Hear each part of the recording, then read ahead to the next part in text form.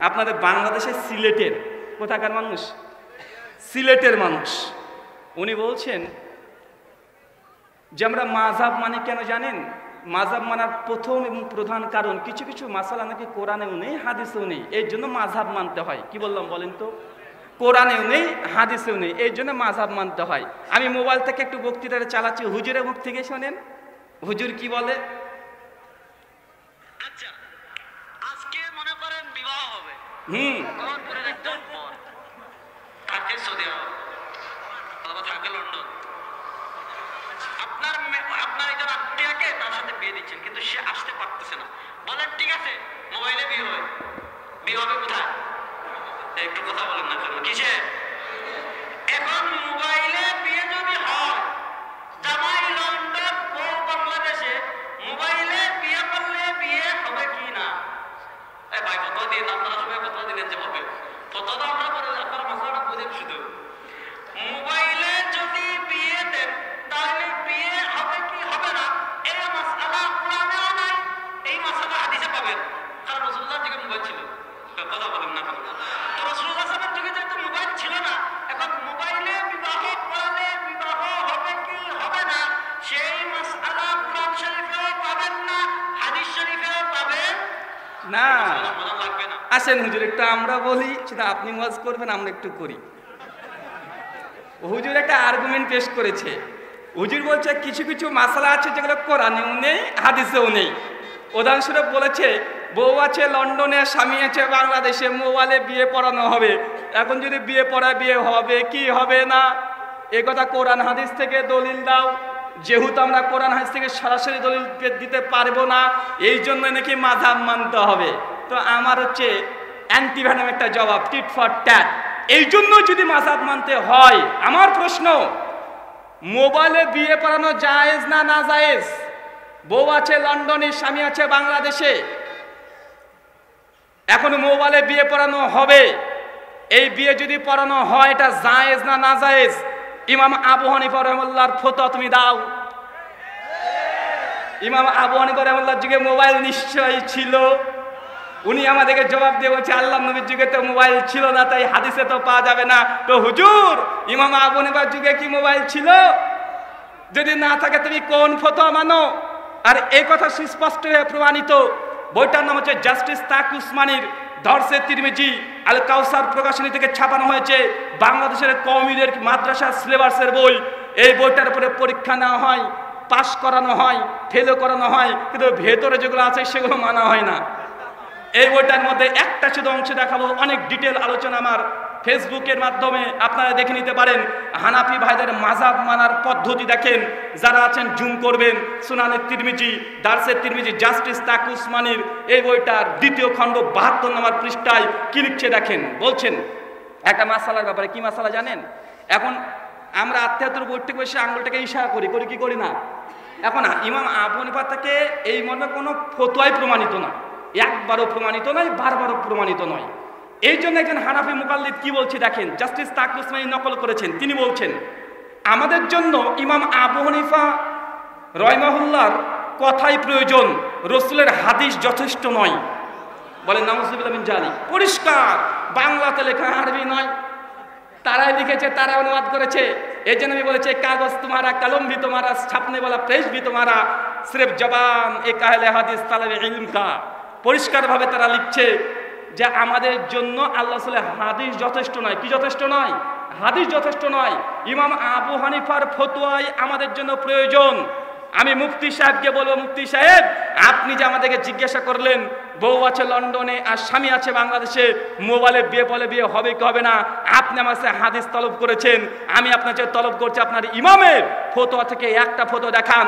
যদি ইমাম আবু হানিফা রাহিমাহুল্লাহর ফতোয়া দিতে না পারেন, তার ছাত্র ইমাম মুহাম্মদ হাসান বিন সাইবানি, কাজী ইউসুফ এদের ফতোয়া দেন, খবরদার আপনি আবার মুজতাহিদ হতে যান না। আসেন হুজুরের আরেকটা প্রশ্ন শুনি। একসঙ্গে দুই, এক ঢিলে দুই পাখি। আমার বক্তৃতাও শুনেন, হুজুরের একটু শুনেন। আসেন। ইনজেকশন চিনেন? হ্যাঁ চিনি হুজুর। চিনেন না? একটা হাত তুলে। মাশাআল্লাহ। আচ্ছা, এক ব্যক্তি মনে করেন আমাদের সভাপতি সাহেব, আপনারা ফতোয়া দেন, আমি শুধু মাসালাটা বোঝানোর জন্য বলতেছি। বাহ। রমজানে রোজা রাখছেন, হঠাৎ কেমন যাবে? আচ্ছা, বাজারে গেছে, ডাক্তার সাহেব মারছে ইঞ্জেকশন। বাহ, কি মারছে? ইঞ্জেকশন। এখন উনি কিন্তু কি রোজা, একটা বুঝেন, উনি কিন্তু কি রোজা। এখন রোজা অবস্থায় উনি ইঞ্জেকশন মারলো, তার রোজা হয়েছে? আমি তো বললাম তোরা ফতোয়া দিয়ে না, রোজা হবে কেমন এটা আমি বলবো। হুজুর কি হাসি, আমারও হাসি পাই। হুজুর প্রশ্ন করছে জনসাধারণকে, কি প্রশ্ন? রমজান মাসে রোজারত অবস্থায় কেউ যদি ইনজেকশন দেয় তখন তার রোজা হবে কি হবে না? হুজুর জিজ্ঞেস করেছে, যারা মুসল্লি তারা জবাব দিয়েছে, আমরা কি দেবো রে ভাই? উনি বলছে আপনি খবরদার আপনার উত্তর দেন না, আমি দেবো, মানে হুজুর দেবে। তো ভাই এই প্রশ্ন যদি করা, একই প্রশ্ন রমজান মাসে আপনারা হানাফিরা রোজা আছেন, এমত অবস্থায় ডাক্তার যদি আপনাকে ইনজেকশন গেঁথে দেয়, সামনে হোক আর পেছনে হোক, এখন আপনাদের হানাফিদের রোজা হবে কি হবে না? ইমাম আবু হানিফার ফতোয়া দাও। ইমাম আবু হানিফার যুগে কি কোনো এই ইনজেকশন ছিল? কথা বলেন। নাই। লক্ষ লক্ষ মাসালা যেটি ইমাম আবু হানিফা থেকে প্রমাণিত নয়, কারণ সেই সময় ইমাম আবু হানিফার জন্ম হয় নাই। তাই আমাদের উপরে যে কলমগুলো তোলা হয় যে এই ব্যাপারে ইমাম হাদিস দাও, মনে রাখবেন তাদেরকে পাল্টা প্রশ্ন করেন। তারা একটা চ্যালেঞ্জ বারবার করতে দেখা যায়, এই হুজুরও বারবার করেছে যে আমরা আহলে হাদিস হয়ে যাব যদি কোনো আহলে হাদিস কেউ যদি প্রমাণ করতে পারে নামাজের তাকবীর থেকে সালাম পর্যন্ত কোরআন এবং ইমাম আবু হানিফার নামাজ ফতোয়া দিয়ে, ইমাম আবু হানিফার ফতোয়া দিয়ে তাকবীর থেকে সালাম পর্যন্ত যদি আপনি নামাজ পড়ে দেখাতে পারেন, আমিও আহলে হাদিস থেকে হানাফি হয়ে যাব। ওদের যা জবাব, পাল্টা জবাব ঘুরিয়ে দেন, উল্টে দেন। যেখানে তারা যে অভিযোগ করে পাল্টা ওদের দিকে ঘুরিয়ে দেন। উনি বলছেন তারপর টেস্ট টিউব বেবি টিউবের মাধ্যমে সন্তান নেওয়া যাবে কি যাবে না? হাদিস থেকে ফতোয়া দাও। আমাদের জবাব ওটাই, টেস্ট টিউব বেবি টিউবের মাধ্যমে সন্তান নেওয়া জায়েজ না জায়েজ নয়, এটা ইমাম আবু হানিফার ফতোয়া দাও। ও যা প্রশ্ন করবে সেটা উল্টো দিকে ঘুরিয়ে দেন। ভাই তারা জবাব দিতে পারবে? কথা বলেন, জবাব দিতে পারবে? জবাব দেওয়া সম্ভব নয়। তো তারা এমন এমন অভিযোগ করে আহলে হাদিস, যারা আমাদের বিশেষ করে ফিল্ডে কাজ করছেন যুব সমাজ, তাদেরকে আমরা বলবো কিছু উসুল জেনে রাখবেন। এই উসুলগুলো জানার মাধ্যমেই তাদের প্রত্যেকটা অভিযোগের অকাট্য জবাব দেওয়া সম্ভব। আর একজন হুজুর আছে, ওবার কি বলে? নবীর হাদিস মানা যাবে না, মানতে হবে সুন্নাত। আছে না নাই? নবীর হাদিস মানা যাবে না, মানতে হবে সুন্নাত। কেন মানা যাবে না? হুজুর দলিল দেয়, আর যেমন তেমন বক্তা না, ইনিও কিন্তু আন্তর্জাতিক মানের লেভেলের বক্তা। ইনি কিন্তু আপনাদের পীর সাহেবের মধ্যে অন্তর্ভুক্ত। অনেক বক্তা দিয়েছে, বড় বড় মুহাদ্দিস মুহাক্কিক মানুষ, তারাই কথা বলছে যে নবীর হাদিস মানা যাবে না, মানতে হবে সুন্নাত। আমি তাদেরকে পাল্টা একটা প্রশ্ন বারবার করেছি, এখন পর্যন্ত কেউ জবাব দেয় নাই। হুজুর হাদিস কাকে বলে? তো হাদিস বলে নবীর কথা কাজ সমর্থন। কি বললাম? নবীর কথা কাজ সমর্থন। সুন্নাত কাকে বলা হয়? আল্লাহর নবী যে কাজ করেছেন সেটাই সুন্নাত। দাবি কি? হাদিস মানা যাবে না, সুন্নাত মানতে হবে। প্রমাণ কি পেশ করছে? ও চ্যালেঞ্জ করে বলছে যে আহলে হাদিসদেরকে বলেন কোরআনের কোথায় লেখা আছে হাদিস মানতে হবে, নবী কোথায় বলেছে হাদিস মানতে হবে, একটা দলিল দেয়। বরং হাদিস মানার কথা কোরআন হাদিসে নেই, আছে সুন্নাত মানার কথা। কথা কিন্তু ঠিক তাই আছে, কথা কিন্তু তাই আছে। মুয়াত্তা মালিক 1664 নম্বর হাদিস, যেটা মিশকাতে এসেছে, হাদিস নম্বর 186 মুরসাল সনদে, মুস্তাকিল হাকিমে হাসান সনদে মারফু সূত্রে হাদিস বর্ণনা আছে। আল্লাহর নবী বলছেন তারাকতু ফিকুম আমরাইন, আমি তোমাদের মধ্যে দুটো জিনিস ছেড়ে গেলাম, এক কিতাব আল্লাহ, আল্লাহর কিতাব, দুই সুন্নাতে রাসূলহি, আমার নবীর সুন্নাত। এখানে সুন্নাতের কথা আছে, হাদিসের কথা নেই। অতএব যুক্তি কি? হাদিস মানা যাবে না, সুন্নাত মানতে হবে। ভাই এই বক্তৃতা শুনেছেন কি শোনেন নাই? কথা বলেন, শুনেছেন? আর একটা দলিল কি দেয়? হাদিস বুখারীতে থাকলে কি মানা যায়? বুখারীতে তো আল্লাহর নবী দাঁড়িয়ে পেশাব করেছে, আহলে হাদিস তোমরা কেন ফিরো না? ভাই বলে কি বলে না? বুখারীতে তো আল্লাহর নবী 11টা বিয়ে করেছে, আহলে হাদিসরা কেন করে না? তারা এই দলিলগুলোকে একযোগ করে বলতে চাচ্ছে এখন হাদিস মানার দরকার নেই, আহলে হাদিস হওয়ার দরকার নেই, হতে হবে আহলুস সুন্নাহ। অতএব হাদিস মানা যাবে না, মানতে হবে সুন্নাত। আমার পাল্টা প্রশ্ন আবার ওদেরকে ঘুরিয়ে দেন। আমার জবাব tit for tat, anti venom, যেমন দিবা তেমন আমিও দেবো, ঘুরিয়ে দেবো টেবিলটা। ওকে বলেন হাদিস মানে কি? নবীর কথা কাজ সমর্থন। সুন্নাত মানে কি? নবী যে কাজ করছেন সেটাই সুন্নাত। দাবি কি তোমার? হাদিস মানা যাবে না, সুন্নাত মানতে হবে। সুন্নাত কাকে বলে? নবী যে কাজ করছেন সেটাই সুন্নাত। তো নবী দাঁড়িয়ে পেশাব ফিরেছে, এটা রাসূল করেছে, এটাই সুন্নাত, তোমরা দাঁড়িয়ে পেশাব করো। হাদিস মানে নবী যে কথা বলেছেন, করেছেন, অনুমোদন দিয়েছেন। সুন্নাত মানে নবী যেটা করেছেন এটাই সুন্নাত, তাই তো? ওরা বলছে সুন্নাত মানতে হবে। তো নবী 11টা বিয়ে করছে, হুজুর তোমরা 11টা বিয়ে করো, আমাকে বলছে কেন? কারণ আমরা তো হাদিস মানার দাবিদার, সুন্নাহ মানার দাবিদার, অবশ্যই আমরা, কিন্তু জবাব দেওয়ার জন্য কথাগুলোকে এইভাবে বলতে হচ্ছে, মানে টেবিলটাকে শুধুমাত্র উল্টে দেন প্রত্যেকটা জায়গাতে। এখন ওরা মনে করছে হাদিস মানা যাবে না, সুন্নাত মানতে হবে, পাল্টা প্রশ্ন করেন। আল্লাহ নবী যখন মেরাজের রাত্রিতে গিয়েছিলেন, জান্নাত দেখেছে, জান্নাতে বর্ণনা এসে আল্লাহ নবী বলেছেন এগুলো হাদিস না সুন্নাত? কথা বলেন, কি নবী বলেছেন, নবীর কথা, এগুলো হচ্ছে আল্লাহ নবীর হাদিস, এগুলো সুন্নাতের সঙ্গে আমাদের পড়ে না। তো যারা বলছে হাদিস মানতে হবে না, সুন্নাত মানতে হবে, ওকে বলেন জান্নাতে বর্ণনা অস্বীকার করেই দেখো, জাহান্নাম কেমন আযাব হবে, হাদিস না সুন্নাত?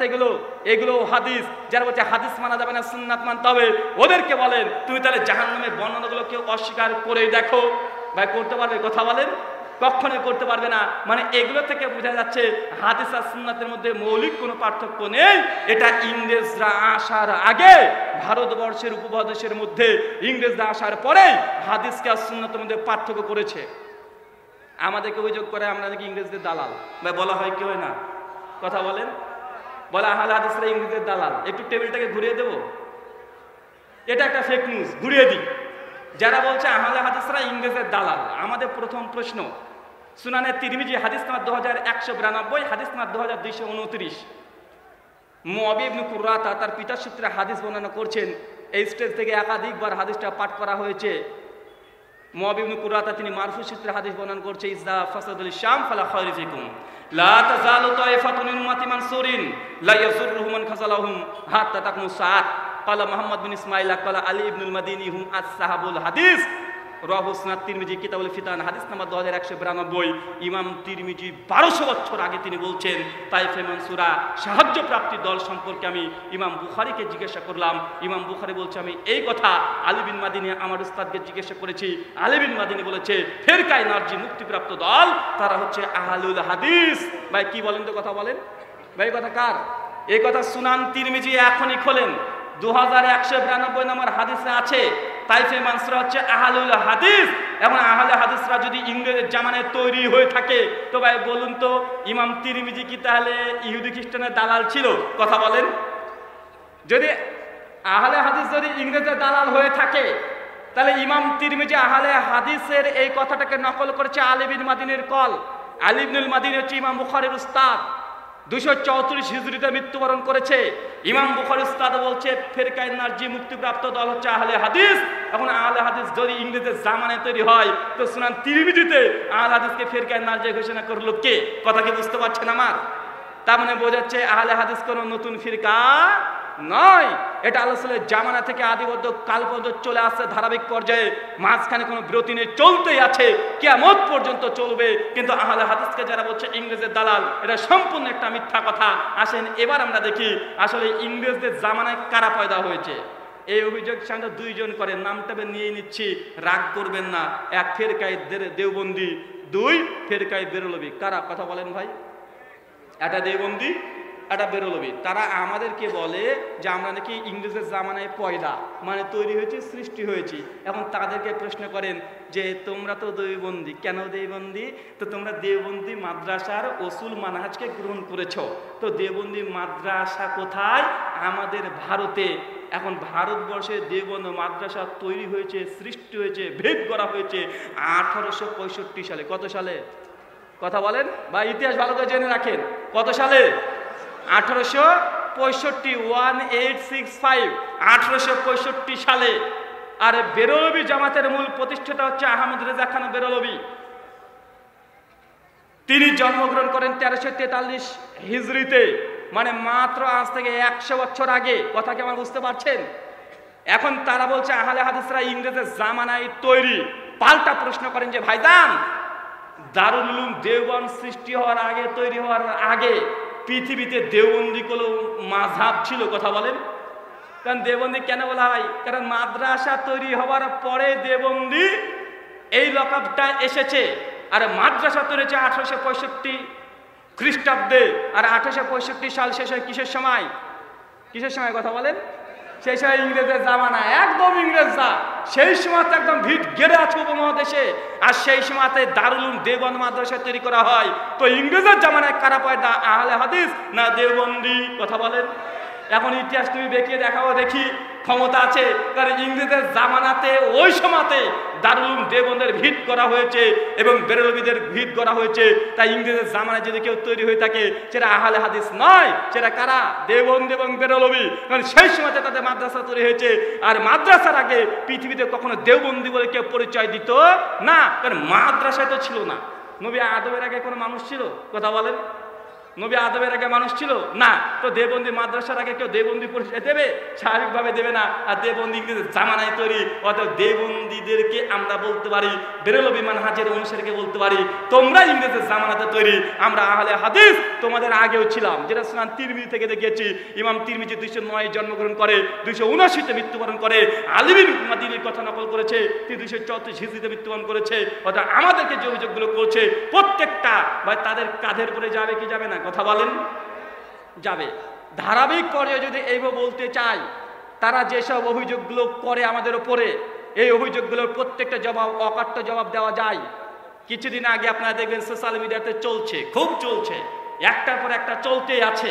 তা আমি এই জন্য বলেছিলাম ভাইজান, আল্লাহ নবীর মৃত্যু রফলিয়াদিন করার উপরে যাওয়ার সময়, উপর থেকে ওঠার সময়, এটা কোরআন এবং হাদিস থেকে প্রমাণিত। কি থেকে প্রমাণিত? কোরআন থেকেও প্রমাণিত, হাদিস থেকেও প্রমাণিত। আর তারা বলতে যাচ্ছে যে না, আল্লাহ রাসূলের মৃত্যু পর্যন্ত রফল আদান করে নাই। বা এই কথা বলা হয় কি হয় না? তারা বারবার বলে আল্লাহ রাসূল তার জীবনের প্রথম দিকে রফল আদান করে নামাজ পড়তেন, শেষ দিকে রফল আদান করে নামাজ পড়তেন না। ভাই এই কথা একাধিকবার শুনেন নাই? আমি 10খানা প্রশ্ন করেছিলাম এই প্রশ্নের উপরে।